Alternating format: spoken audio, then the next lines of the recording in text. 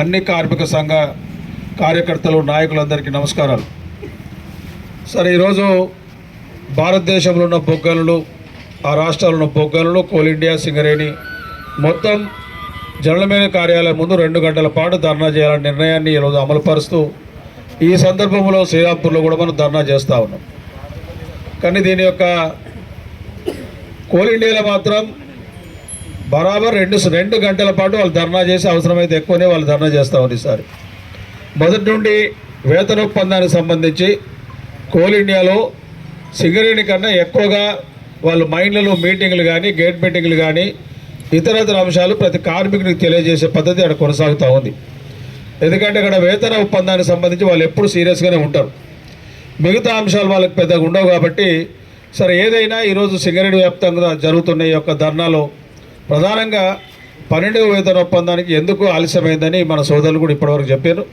కానీ దీనికి సంబంధించి కొన్ని అంశాలు మీ దృష్టికి తేవాలి.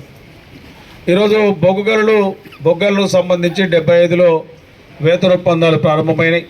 మొదటి 2-3 సార్లు 3 సంవత్సరాలు ఉంటే ఒకసారి 4 సంవత్సరాలు, 91 నుంచి ఇప్పటి వరకు 5 సంవత్సరాలుగా మనకు కొనసాగుతూ ఉంది.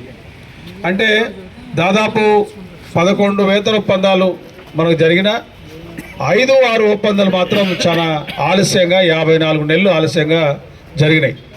కానీ ఈసారి 12వ వేతన ఒప్పందం చూస్తే అంతకన్నా ఆలస్యమైతే ఉన్న భయం కూడా వేస్తూ ఉన్నది. ఎందుకంటే ఇప్పుడు 11వ వేతన ఒప్పందం గతంలో మనం చూసినాం. దానికి పూర్వమే 6 నెలల ముందే దానికి ఒక కమిటీ వేసిండ్రు.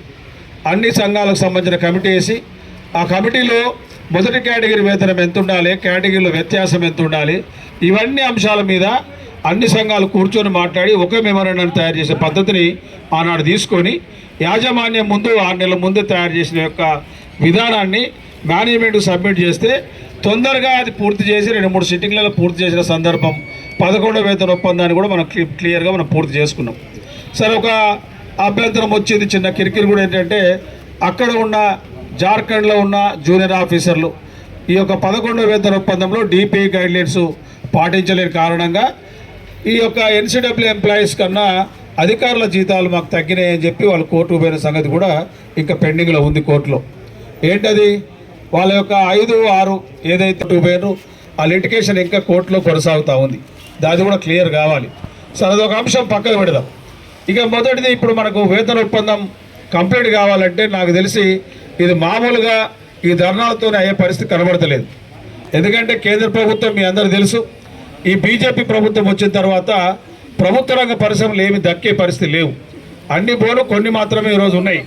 కానీ ఆ కొన్నిట్లో కూడా ఈరోజు మనం దక్కించుకోవాలంటే ఎట్లయితే ఈ బీజేపీ కాక్రోచ్ జనతా పార్టీ యొక్క పోరాటాలు నిజంగా నేను చూస్తే వారి పోరాటం వల్ల కేంద్ర ప్రభుత్వం, బీజేపీ ప్రభుత్వం ఫస్ట్ టైం భయపడి ఒక మంత్రిని రాజీనామా చేయించుకున్నారు. ఆ పరిస్థితి 12 సంవత్సరాల తర్వాత ఈరోజు వచ్చింది. దాని కొనసాగింపుగా కార్మిక సంఘాలు ఈరోజు మనం ప్రారంభిస్తే ఈ బీజేపీ పార్టీ పతనం కూడా పెద్దగా అంత సులువైన మార్గమే ఉంది. కాబట్టి ఆ విధమైన ఆలోచన కూడా కార్మిక సంఘాలు చేయాలి.